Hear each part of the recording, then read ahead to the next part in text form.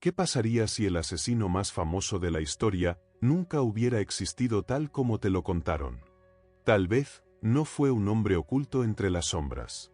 Tal vez no fue un monstruo con cuchillo en mano. Tal vez Jack el Destripador fue algo más inquietante. Una construcción. Un invento colectivo. Una máscara útil para cubrir una verdad que nadie quería mirar. Porque lo más escalofriante de esta historia no es la sangre, ni los cuerpos, ni siquiera los crímenes. Es lo que hicimos con ellos. Jack no se convirtió en leyenda por lo que hizo, sino por lo que provocó. Por la forma en que fuimos tejiendo su imagen, llenando los huecos con miedo, con ficción, con necesidad. Y tú, que ahora estás escuchando esto, formas parte de ese proceso. Antes de Jack, hubo crímenes. Brutales. Injustos. Horribles. Pero ninguno quedó grabado en la memoria colectiva como él. ¿Por qué? Porque Jack fue más que real. Fue narrado. Y eso cambia todo. La historia empieza en 1888. Londres. Una ciudad dividida entre el lujo y la podredumbre. Mientras algunos brindaban con vino en salones dorados, otros dormían sobre el barro, compartiendo techo con ratas. La pobreza era un pantano, y el East End, su corazón pútrido. Las víctimas eran mujeres. Pobres. Prostitutas. Exiliadas del sistema. Y sin embargo, cuando comenzaron a morir, alguien decidió que eso no era solo un crimen. Era una historia. Y entonces llegó la primera carta. Querido jefe. Una frase sencilla. Una línea que cambiaría para siempre la forma en que miramos el horror. Porque con esa carta, Jack dejó de ser un asesino desconocido y se convirtió en personaje. Tuvo nombre, estilo, voz, humor, firma. Y dime tú, ¿quién decide eso? ¿El asesino? ¿O el que lo cuenta? Desde ese momento, Jack fue parte del espectáculo. Las noticias no solo hablaban de las muertes, hablaban de él. De su inteligencia. De su estilo. De su supuesta elegancia. Lo convirtieron en un ser casi mitológico. Y tú sabes lo que pasa con los mitos, se vuelven intocables. Pero aquí viene lo peor. Cada vez que decimos Jack el Destripador, estamos ocultando algo. Estamos cubriendo los rostros de las mujeres que murieron. Estamos borrando sus nombres. Estamos desplazando la tragedia para admirar al monstruo. ¿Y sabes qué es más aterrador? Que lo hacemos con gusto. Porque el morbo vende más que la verdad. Porque un asesino desconocido que corta gargantas sin ser atrapado, genera más clics, más reproducciones, más teorías, más contenido, que las historias rotas de mujeres abandonadas por el sistema. ¿Te parece duro? Lo es. Pero también es real. Y si Jack fue un producto de su época, también es un producto de la nuestra. Piensa en esto. ¿Cuántas películas has visto sobre él? ¿Cuántas veces lo has buscado en internet? ¿Cuántas veces has repetido su nombre? ¿Y cuántas veces has recordado el de Mary Ann Nichols? ¿Annie Chapman? ¿Elizabeth Stride? ¿Catherine Edoves? ¿Mary Jane Kelly? La narrativa es clara. El protagonista es él. Ellas solo son decorado.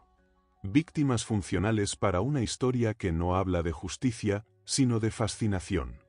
Y ahora que lo sabes, te hago una pregunta. ¿Realmente te interesa saber quién fue Jack?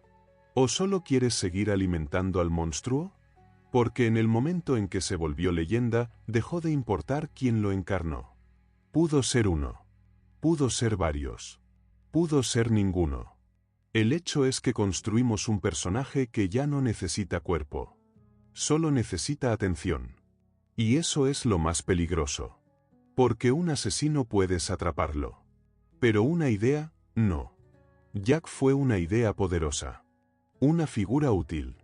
Un rostro en la sombra que distraía, que entretenía, que servía como canal para otros intereses. Para justificar el miedo. Para distraer de la pobreza. Para vender periódicos. Para experimentar con el control del relato público. Y mientras tanto, los cuerpos seguían cayendo. Pero tú no pensabas en los cuerpos. Pensabas en él. En lo que haría después. En lo que diría. En cómo lo atraparía la policía. Spoiler, nunca lo atraparon. Y eso fue lo mejor que le pudo pasar a la historia. Porque el final incompleto es lo que la hizo eterna. Si hoy lo supiéramos todo, si tuviéramos su nombre, su rostro, su tumba, no estarías aquí, escuchando esto. No habría documentales. No habría películas. No habría misterio. Y el misterio es lo que le dio vida. Por eso te dije al inicio que tal vez Jack nunca existió como tú crees. Tal vez fue alguien más, pero nos gustó más la versión que creamos. El monstruo elegante. El cirujano del mal.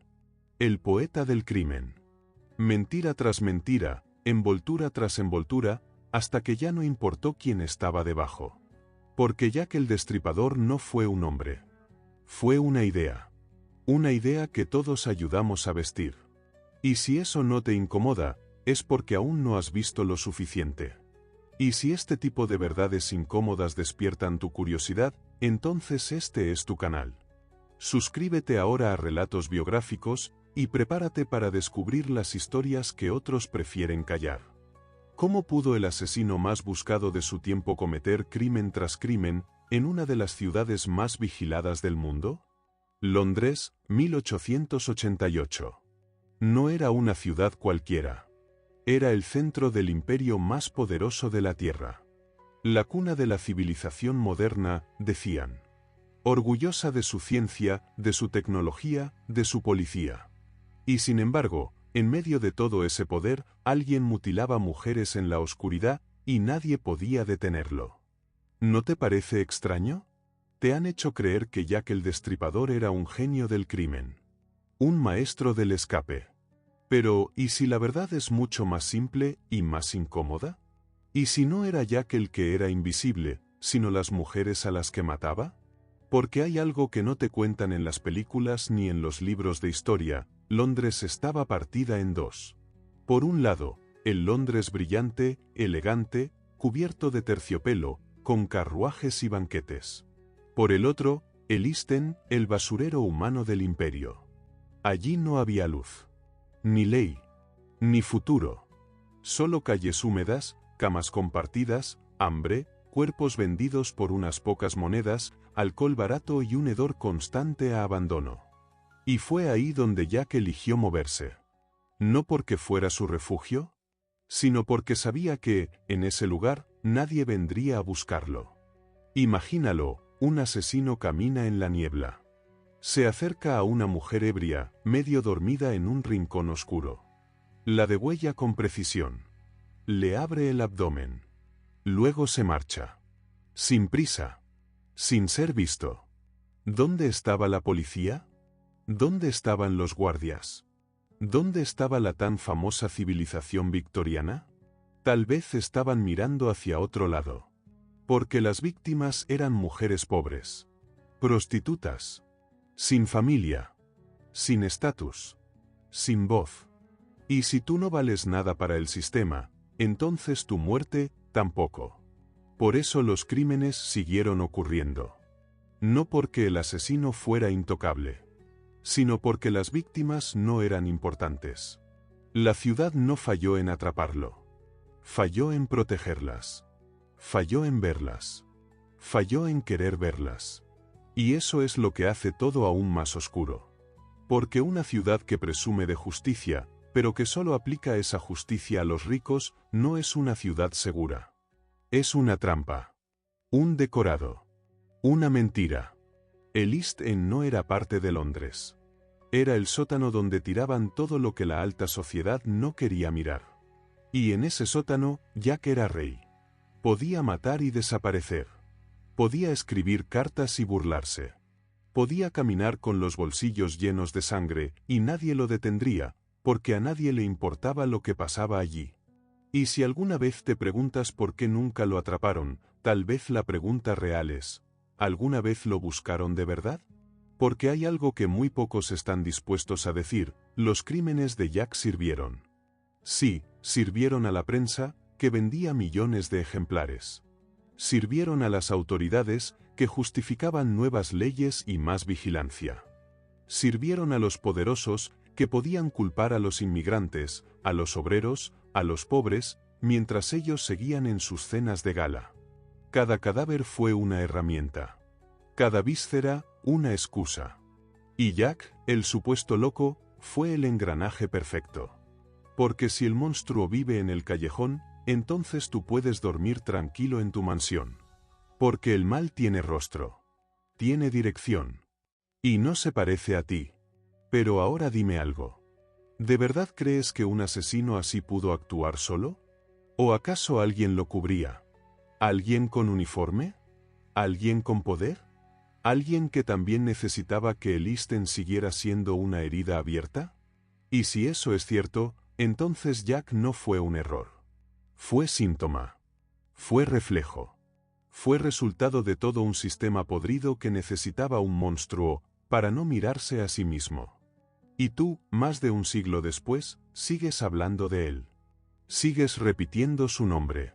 Sigues sintiendo escalofríos, no por sus crímenes, sino por el hecho de que, en algún nivel, tú también entiendes que no fue solo él. Que fue una ciudad. Un imperio. Una sociedad. Y ahora que lo sabes, la pregunta cambia. ¿El verdadero misterio es cómo escapó? ¿O por qué nadie quiso atraparlo? Si estas verdades te incomodan tanto como te fascinan, te invito a que te unas a esta comunidad. Suscríbete a Relatos Biográficos y acompáñame en este viaje por las historias que la historia intentó olvidar. Y ahora quiero saber qué piensas tú. ¿Crees que Jack fue ignorado por la policía, o protegido desde arriba? Déjalo en los comentarios. Pero hazlo con honestidad. Porque a veces, lo que respondemos, dice más de nosotros que del propio monstruo. La historia dice que todo comenzó con Mary Ann Nichols. Pero la historia miente. El 31 de agosto de 1888, su cuerpo apareció tirado en una calle silenciosa del East End. La garganta cortada. El abdomen abierto. El rostro desfigurado. Y ahí, según los libros, empezó la leyenda de Jack el Destripador. Pero te voy a decir algo que quizá nunca te dijeron. Cuando una historia empieza con una mujer muerta, casi siempre ya llegó tarde. Pali, como la llamaban, no fue la primera mujer asesinada en esas condiciones. No fue la única. Ni siquiera fue la más brutalmente atacada. Pero fue la primera que los medios decidieron mirar. La pregunta es, ¿por qué? ¿Quién decide qué muerte merece atención y cuál se olvida? Meses antes de que Pali apareciera muerta, ya había cuerpos. Ya había vísceras. Ya había señales. Pero nadie dijo nada. Nadie encendió alarmas. Nadie pensó en un asesino. Porque aquellas mujeres eran solo eso, cuerpos. No personas. No biografías. No titulares. Y entonces llegó Pali. Y con ella, llegó el personaje. No el asesino. El personaje. A partir de su muerte, la prensa despertó. La policía empezó a hablar. Las cartas comenzaron a llegar.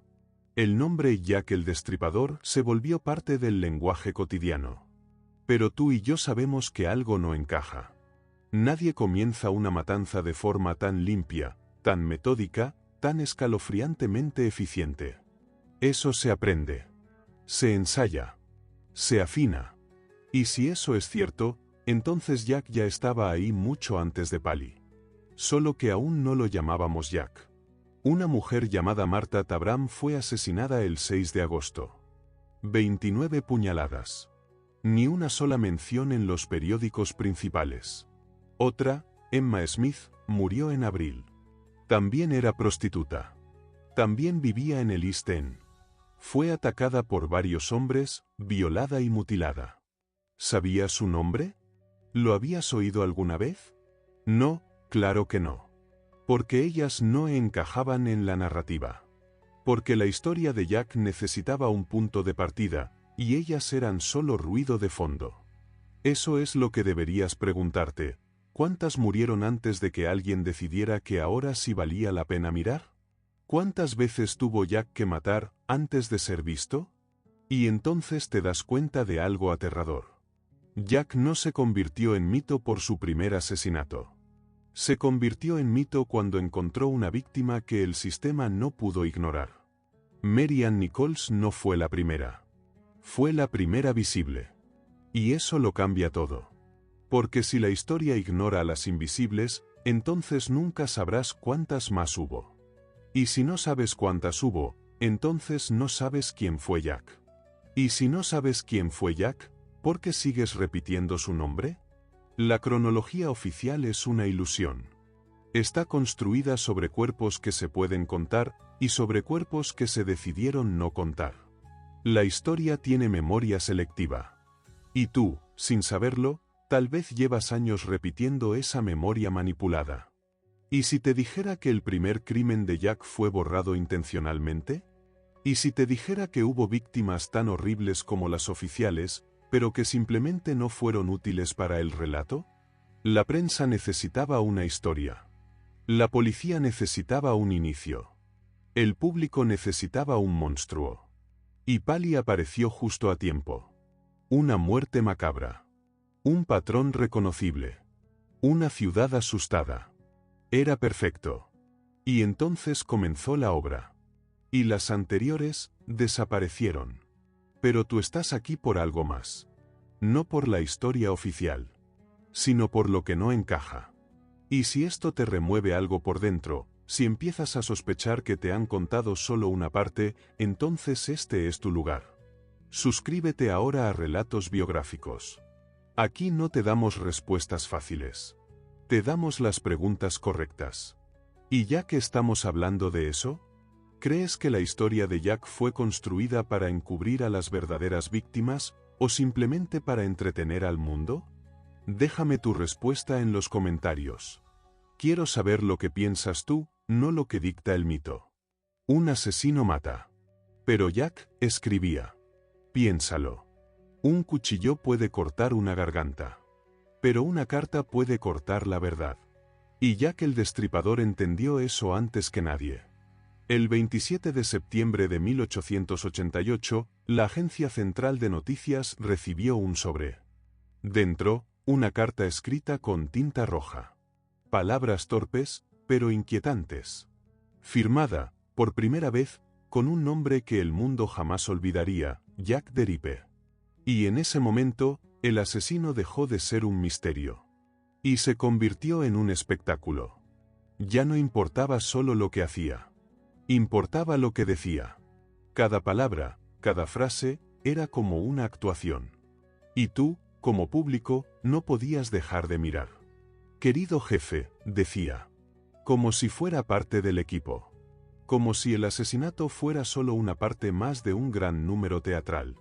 Prometía más muertes. Hablaba de su diversión. Se reía. Jugaba. Y la prensa lo convirtió en protagonista. Esa carta fue el punto de no retorno. Porque ahora Jack tenía voz. Tenía estilo. Tenía personalidad. Y los periódicos no hablaban ya de las víctimas. Hablaban de él. De su ingenio. De su pluma afilada. De su descaro. Los crímenes se volvieron capítulos. Y los cuerpos, solo efectos especiales. Días después, llegó otra carta. Aún más brutal. Venía con un paquete. Dentro, un riñón humano. Conservado en vino. La nota decía que se había comido la otra mitad. ¿Era verdad? ¿Era una broma? ¿Importaba? Lo que importaba era el morbo. Y Jack lo sabía. Porque cada carta era una provocación. Un desafío. Una pieza más de su obra. Y tú, lector, te convertías en su audiencia. En su cómplice involuntario. Pero aquí viene la parte que nadie quiere admitir. Quizá esas cartas no las escribió Jack. Quizá las escribió un periodista. Sí, hay teorías muy sólidas que dicen que algunas cartas fueron creadas desde la redacción de un periódico. ¿Para qué? Para vender. Para mantener el miedo. Para sostener la historia. Porque cuando el crimen se convierte en contenido, la ética deja de importar. Y si eso es cierto, Si todo este mito fue alimentado por escritores, reporteros y editores sin escrúpulos, entonces Jack no es solo un asesino. Es un personaje coescrito por toda una sociedad. ¿No te parece aún más perverso? La prensa creó una estrella del horror. Y el público aplaudió. Porque queríamos que fuera real. Queríamos un villano con nombre. Con rostro, aunque fuera imaginario. Con voz. Con estilo. Queríamos que Jack fuera más que humano. Queríamos que fuera historia. Y así fue. Hoy, hay cientos de cartas firmadas como Jack. Algunas auténticas, otras falsas, muchas completamente absurdas. Pero todas tienen algo en común, querían ser parte del mito. Porque Jack no mató solo a mujeres. Mató la línea entre realidad y ficción. Y eso, fue su crimen más duradero. Desde ese momento, el asesino ya no necesitaba actuar. Solo necesitaba ser contado. Y lo fue. Miles de veces. Hasta que se volvió eterno. Hoy, cuando alguien comete un crimen y deja una nota, no puedes evitar pensar en él. Cuando ves a un asesino mediático construyendo su propio relato, siendo entrevistado, ganando seguidores, no puedes evitar sentir que Jack abrió esa puerta. Y tú, que estás escuchando esto, estás dentro de esa sala. Eres parte del público. La pregunta es, ¿vas a seguir aplaudiendo? Si te gusta este tipo de reflexión incómoda, directa y sin adornos, ya sabes qué hacer. Suscríbete ahora a Relatos Biográficos. Aquí no glorificamos monstruos, los desmontamos palabra por palabra. Y quiero que me digas algo. ¿Tú crees que Jack escribió esas cartas, o fue la prensa quien inventó al asesino más famoso de la historia? Déjalo en los comentarios. No hay respuestas fáciles. Pero sí hay conversaciones que merecen empezar. En cualquier otro crimen, el sospechoso es alguien del margen. Un ladrón. Un drogadicto. Un tipo sucio con antecedentes. Pero en el caso de Jack el Destripador, los principales sospechosos tenían apellidos de peso, títulos, influencias y una cosa que el resto no tenía, protección. ¿Y si el monstruo no vivía en un callejón, sino en un palacio? Uno de los nombres que más ha retumbado a lo largo de los siglos es el del príncipe Alberto Víctor, nieto de la reina Victoria. Segundo en la línea de sucesión. Joven. Misterioso. Envuelto en escándalos sexuales, rumores de enfermedad mental y desapariciones estratégicas. Según ciertas teorías, tuvo una relación con una mujer de East End.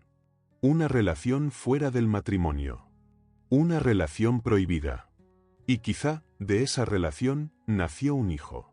¿Y si Jack no mató por placer, sino para borrar un escándalo real? ¿Y si cada víctima conocía algo que no debía saberse? ¿Y si la sangre derramada fue, en realidad, un mensaje para quienes pensaban hablar? Claro, suena como una película. Pero te voy a decir algo, el palacio no negó. Solo silenció. La familia real nunca respondió formalmente a las acusaciones. Y el príncipe fue sacado discretamente del foco, para no volver nunca. ¿Casualidad? Otro sospechoso, Sir William Gould. Médico personal de la reina. Intelectual. Masón. Experto en anatomía. Algunos dicen que era el verdadero ejecutor. Que actuaba bajo órdenes. Que los crímenes no eran caóticos, sino rituales. Que los cortes en los cuerpos seguían patrones masónicos. Que las víctimas no fueron elegidas al azar, sino como parte de una limpieza simbólica. ¿Y si Jack no fue un hombre? ¿Y si fue un pacto? ¿Y si el Estado protegió a uno de los suyos a cambio de silencio eterno? Después está Walter Sickert, el artista. Un hombre excéntrico. Fascinado por el dolor. Sus cuadros representaban escenas similares a los crímenes. Sus cartas, años después, contenían frases idénticas a las enviadas por Jack. Y algunos incluso afirman que tenía conocimiento de detalles nunca publicados. Pero más allá de si lo fue o no, la pregunta es, ¿por qué hombres así nunca fueron investigados oficialmente? ¿Por qué sus nombres solo aparecen en documentos filtrados, en diarios secretos, en susurros históricos? ¿Y por qué cada vez que se acercaban a alguien de clase alta, la investigación se detenía? Mira los hechos. Más de 100 entrevistas a ciudadanos comunes. Cientos de redadas en las zonas pobres. Pero a los poderosos, nadie los tocó. ¿Fue miedo? ¿Órdenes directas? ¿Un pacto entre élites? No lo sabremos. Y eso es parte del problema. Porque cuando el crimen sube de nivel, la justicia baja la cabeza. Jack fue una sombra.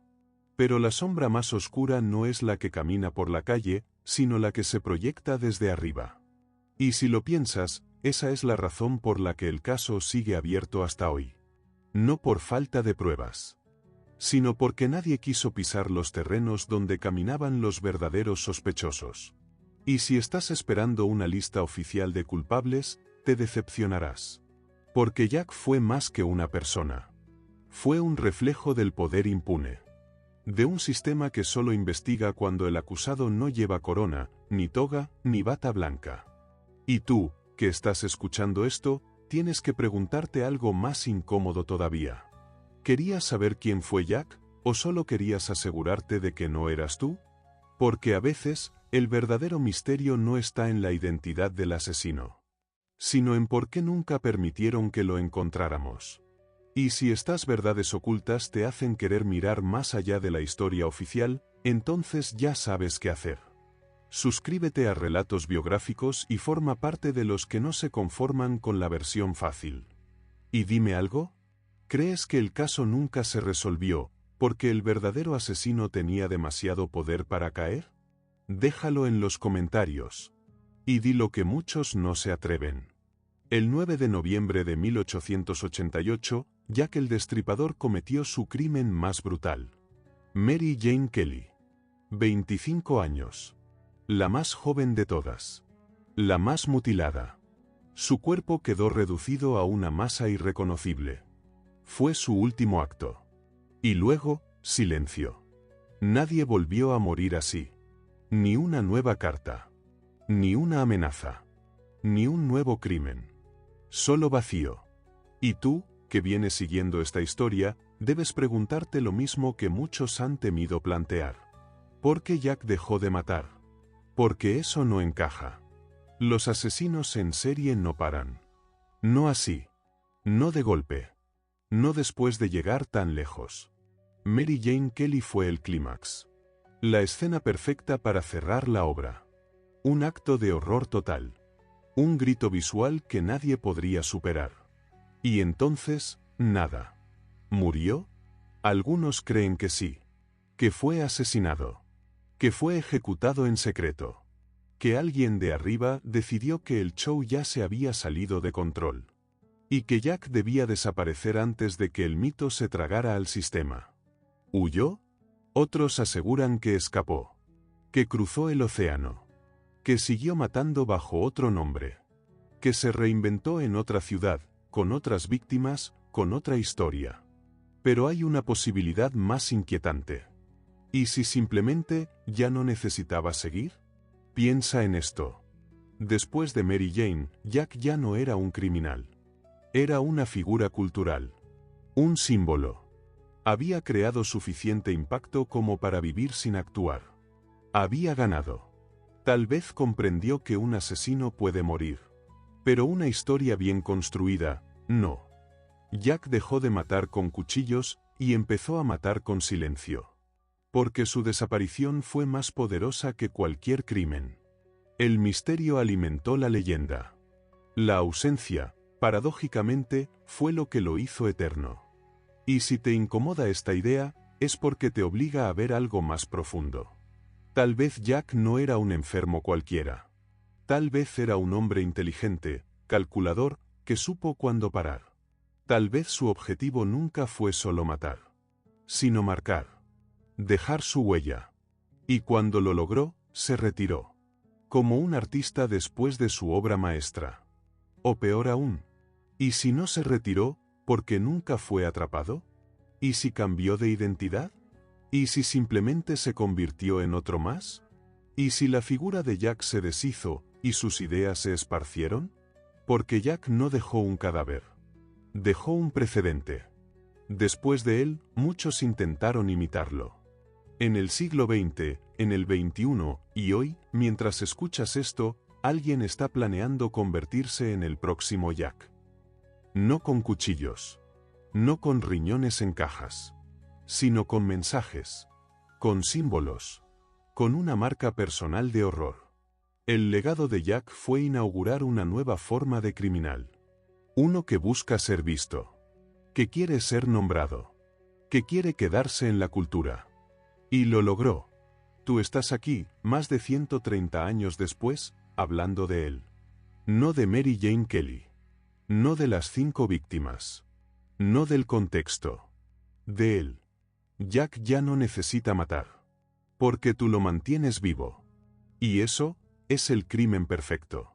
Y si tú también crees que lo más aterrador no es lo que hizo, sino lo que dejó, te invito a que formes parte de esta comunidad. Suscríbete ahora a Relatos Biográficos, donde cada historia deja una marca, y cada silencio tiene un motivo. Y ahora, dime algo de verdad. ¿Crees que Jack dejó de matar porque murió, o porque entendió que ya era inmortal? Déjamelo en los comentarios. Pero cuidado, a veces, las respuestas que más duelen, son las que uno mismo ya sospechaba. Han pasado más de 130 años. Y seguimos preguntándonos quién fue Jack el Destripador.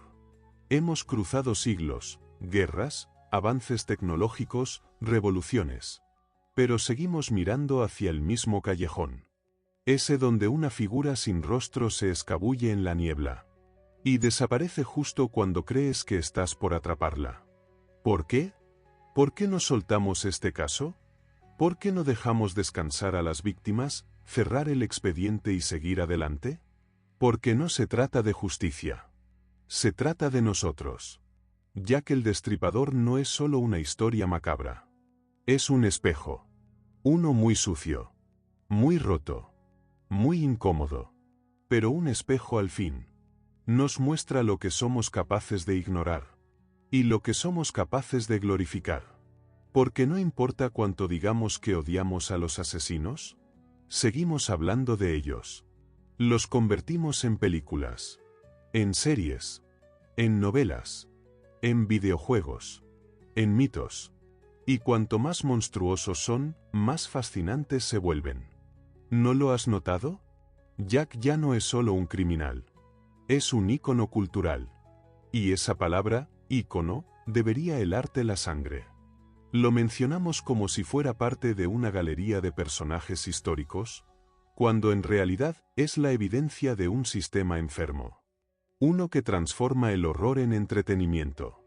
Y tú, yo, todos, hemos sido parte de ese proceso. Tú has visto documentales. Has leído teorías. Has sentido curiosidad. Tal vez incluso has sentido admiración. No por sus actos, claro, sino por el mito que construyó.